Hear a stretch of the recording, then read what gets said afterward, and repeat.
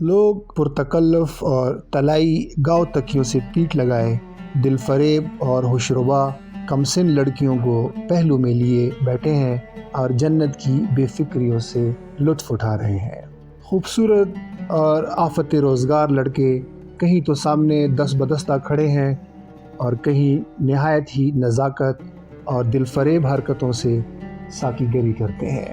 شراب کے دور چل رہے ہیں اور گزک کے سدھائے یاقوت کے سکائے ہوئے طیور پھلدار درختوں سے پھل توڑ توڑ کے لاتے ہیں اور ان کے سامنے رکھ کر اڑ جاتے ہیں۔ آپ دیکھ رہے ہیں ہسٹری کویسٹ چینل اور میں ہوں آپ کا ہوسٹ ذیشان علی۔ دوستو، یہ اقتباس عبدالحلیم شرر کے 1899 میں شائع ہونے والے مشہور زمانہ ناول فردوس بری سے لیا گیا ہے، جس میں وہ حسن صبا کی مصنوعی جنت کا ڈرامائی احوال بیان کر رہے ہیں۔ شرر اس میدان میں اکیلے نہیں ہیں۔ مشرق و مغرب میں لکھی گئی درجنوں کہانیوں، ناولوں اور افسانوں میں اس مصنوعی جنت کا ذکر ملتا ہے، جس میں نوجوانوں کو نشے میں دھت کروا کر جنت کے ماڈل پر تیار کردہ باغات و محلات میں عیش و عشرت کے ماحول میں رکھا جاتا ہے۔ وہ سمجھتے ہیں کہ وہ اصل جنت میں پہنچ گئے ہیں، پھر انہیں بے ہوش کر کے باہر لے جایا جاتا ہے اور ان سے کہا جاتا ہے کہ وہ کسی بڑی شخصیت کو قتل کر دیں تو انہیں دوبارہ اسی جنت میں پہنچا دیا جائے گا۔ مشہور ہے کہ یہ جنت 12ویں صدی میں ایران کے علاقے رودبار کے قلعہ الموت میں حسن بن صبا نے قائم کی تھی، جہاں وہ نوجوانوں کو ورغلا کر انہیں حکمرانوں، علماء اور دوسرے مخالفین کے قتل کے لیے بھیجتے تھے۔ یہ حسن صبا کون تھے اور ان سے وابستہ ان حیرت انگیز دیو مالائی کہانیوں میں کس حد تک صداقت ہے؟ آج کی اس ویڈیو میں ہم یہی سب کچھ جاننے کی کوشش کریں گے۔ حسن صبا کا اصل نام حسن بن علی الصباح تھا۔ وہ 1150 کی دہائی میں ایرانی شہر قم میں ایک عرب شیعہ خاندان میں پیدا ہوئے۔ بچپن ہی میں ان کے والد اس زمانے کی علمی گڑھ رہ چلے گئے۔ یہاں نوجوان حسن نے رائج علوم میں تیزی سے مہارت حاصل کرنا شروع کی۔ حسن صبا اپنی آپ بیتی سرگزشت سیدنا میں، جس کے صرف چند ٹکڑے ہی باقی بچے ہیں، اس میں لکھتے ہیں کہ 7 برس کی عمر سے مجھے علوم کی مختلف شاخوں سے گہرا لگاؤ تھا اور میں مذہبی رہنما بننا چاہتا تھا۔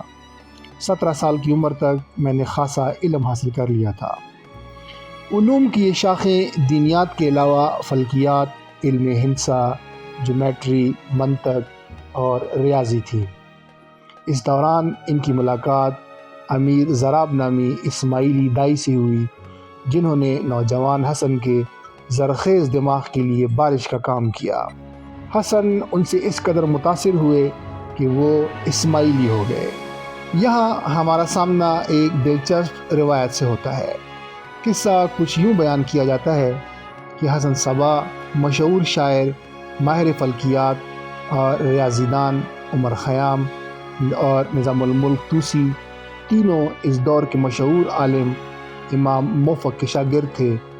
انہوں نے ایک دن مل کر عہد کیا تھا کہ جو کوئی پہلے کسی بڑے عہدے تک پہنچنے میں کامیابی حاصل کرے گا وہ دوسروں کو نوازے گا۔ ہوا یوں کہ نظام الملک طاقتور سلجوق سلطان الپ ارسلان کے وزیر اعظم بن گئے۔ انہوں نے لڑکپن کے وعدے کو وفا کرتے ہوئے حسن صبا اور عمر خیام کو بڑے بڑے عہدے دینے کی پیشکش کی، البتہ دونوں نے مختلف وجوہات کی بنا پر انہیں رد کر دیا۔ اس زمانے میں مصر پر فاطمی خاندان کی حکومت تھی، جو اسماعیلی تھے۔ قاہرہ کی جامع الازہر انہی نے قائم کی تھی۔ حسن 1078 میں مختلف ملکوں میں پھرتے پھراتے قاہرہ پہنچ گئے، جہاں ان کے افسانے پہلے ہی سے پہنچ چکے تھے۔ چنانچہ فاطمی دربار میں ان کی بڑی آؤبگت ہوئی۔ حسن نے مصر میں 3 سال گزارے، لیکن اس دوران فاطمیوں کے سپہ سالار بدر الجمالی حسن کے مخالف ہو گئے اور انہیں زندان میں ڈال دیا گیا۔ اتفاق سے زندان کا مینار گر پڑا اس واقعے کو حسن کی کرامت سمجھا گیا اور انہیں باعزت رہا کر دیا گیا۔ اس کے بعد حسن نے مصر میں مزید قیام مناسب نہیں سمجھا۔ وہ ایران لوٹ آئے اور اگلے 9 برسوں تک مختلف علاقوں میں دعوت اور تبلیغ میں مگن رہے۔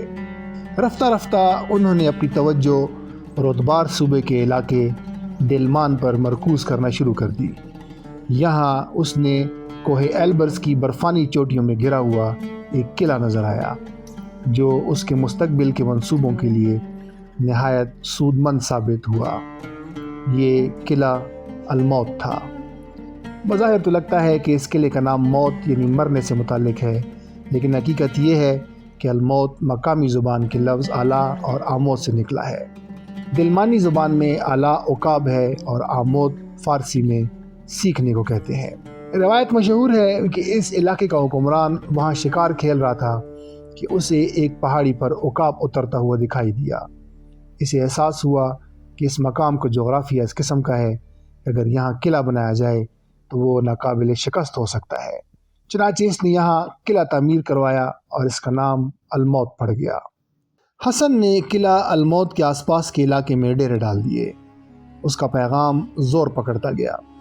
دیکھتے ہی دیکھتے خود قلعے کے اندر ان کی حواریوں کی اتنی اکثریت ہو گئی کہ قلعہ دار حسین مہدی کے پاس اس کے سوا کوئی چارہ نہیں تھا کہ وہ قلعے کا اختیار حسن بن صبا کے حوالے کر کے خود وہاں سے رخصت ہو جائے۔ اب حسن صبا نے قلعہ الموت کو اپنا مرکز بنا کر آس پاس کے وسیع علاقے میں اپنا پیغام پھیلانے کا کام شروع کیا۔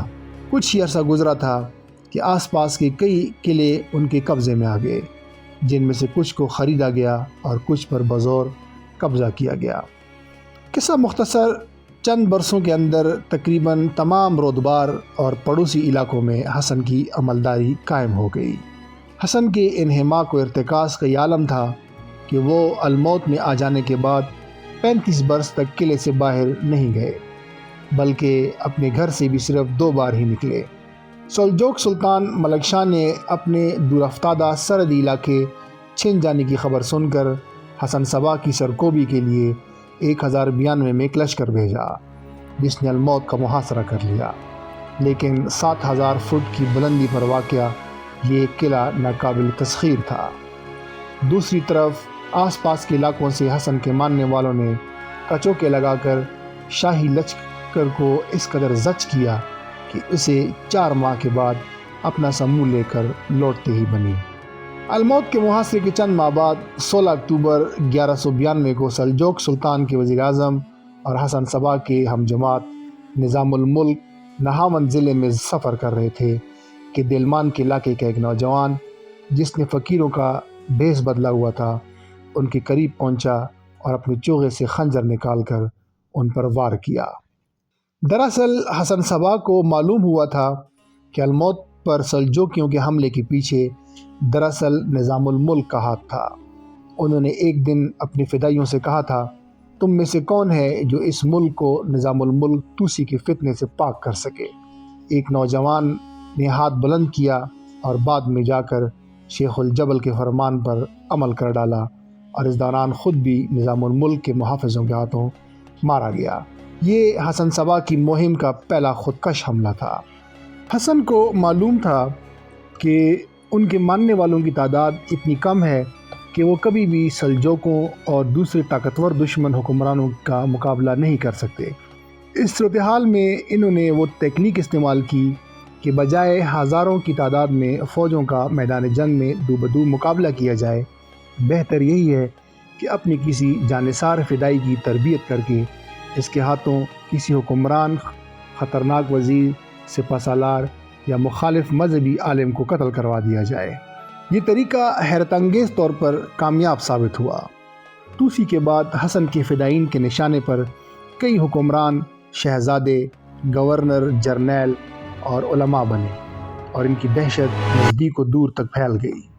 کئی اہم شخصیات کسی بھی اجنبی سے ملنے سے کترانے لگے اور دوسرے اپنے لباس کے نیچے احتیاطاً ذرائع بختر پہننے لگے۔ قلعہ الموت میں حسن صبا کی زندگی کا یہی وہ دور ہے جو بعد میں آنے والی صدیوں میں اساطیری حیثیت اختیار کر گیا۔ انہیں عام طور پر شیخ الجبل یا old man of the mountains کہا جاتا ہے۔ مشہور ہے کہ انہوں نے اس قلعے میں ایک مصنوعی جنت قائم کر رکھی تھی، جس کی ایک جھلک نوجوانوں کو دکھلا کر انہیں سلاطین، وزراء، مذہبی رہنماؤں اور دوسری سرکردہ شخصیات کے قتل کے لیے آمادہ کیا جاتا تھا۔ مخالفین کی نظر میں یہ لوگ دہشت گرد تھے، لیکن خود حسن صبا اور ان کے حامیوں کے نزدیک یہ فدائی تھے، جنہیں مقصد کے حصول کی خاطر جانیں قربان کرنے میں ہچکچاہٹ محسوس نہیں ہوتی تھی۔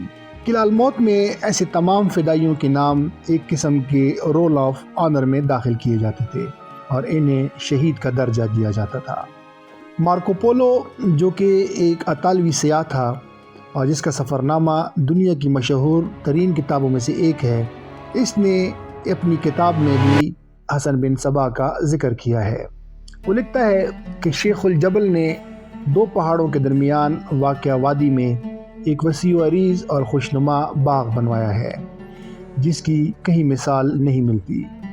اس میں ہر قسم کے پھل پائے جاتے ہیں اور تصور سے باہر حسین محلات اور خیمے ہیں جن پر سونے کے ورق چڑھے ہیں۔ ان میں نفیس تصاویر ہیں۔ اس باغ میں چھوٹی چھوٹی ندیاں ہیں جن میں شراب، دودھ، شہد اور پانی بہتا ہے، اور یہاں دنیا کی حسین ترین دوشیزائیں ہیں جو ہر طرح کے ساز بجاتی ہیں اور وہ حسین نغمے گاتی ہیں اور دل لبانے والی رقص کرتی ہیں۔ وہ مزید لکھتا ہے کہ 12 سے 20 برس عمر کے نوجوانوں کو نشہ پلا کر اس باغ میں لایا جاتا ہے اور وہ سمجھتے ہیں کہ وہ جنت میں پہنچ گئے ہیں۔ اس کے بعد جب انہیں بے ہوش کر کے اس فردوس بری سے نکالا جاتا ہے تو وہ اپنی زندگی کی پرواہ کیے بغیر کسی کو بھی قتل کرنے تیار ہو جاتے ہیں۔ شیخ الجبل کے بارے میں کئی اور روایتیں بھی افسانے میں ہیں۔ ان میں سے ایک یہ ہے کہ ایک دن سلجوقی سفیر قلعہ الموت میں آیا اور اس نے اپنے حکمران کی کیل کانٹے سے لیس فوجوں کی ہیبت کے بارے میں ڈینگے مارنا شروع کی۔ حسن صبا نے کہا، ٹھہرو، میں تمہیں دکھاتا ہوں کہ اصل سپاہی کیا ہوتا ہے۔ وہ اسی وقت سفیر کو قلعے کی چھت پر لے گئے اور وہاں تعینات 2 محافظوں میں سے ایک سے کہا کہ چھت سے کود جاؤ، اور دوسرے کو حکم دیا کہ اپنا خنجر نکال کر اپنے دل میں پیوست کر دو۔ کہا جاتا ہے جب ایک محافظ بلا چون چرا قلعے کی بلند فصیل سے کود گیا اور دوسرے نے خنجر اپنے سینے میں گھونپ دیا تو سفیر پر وہی ہیبت طاری ہو گئی جو اس نے اپنی زبردست فوج کے ذکر سے حسن پر طاری کرنی چاہی تھی۔ حسن صبا بے حد ذہین سیاسی رہنما اور منتظم تھا۔ ان کے سیاسی اور نظریاتی مقاصد کے حصول کے لیے نظریہ بھی درکار تھا اور اس پر عمل پیرا ہونے کے لیے تنظیم بھی۔ انہوں نے یہ دونوں کام کر دکھائے۔ اس کی کٹر انصاف پسندی کی مثال یہ پیش کی جاتی ہے کہ جب قانون کا معاملہ آیا تو انہوں نے اپنے دونوں بیٹوں کو بھی نہیں بخشا، ایک کو شراب پینے کی پاداش میں اور دوسرے کو قتل کے جرم میں مروا ڈالا۔ حسن صبا کا انتقال 12 جون 1124 کو ہوا۔ چونکہ ان کی نرینہ اولاد زندہ نہیں بچی تھی، اس لیے انہوں نے اپنی زندگی ہی میں ایک وفادار دائی کیا بزرگ امید کو اپنا جانشین مقرر کیا، جنہوں نے ایک عرصہ قلعہ الموت پر حکومت کی۔ یہ سلسلہ 1256 تک چلتا رہا، تاوقت کہ منگول حکمران ہلاکو خان نے الموت کو فتح کر کے اس نظاری اسماعیلی ریاست کا خاتمہ کر ڈالا۔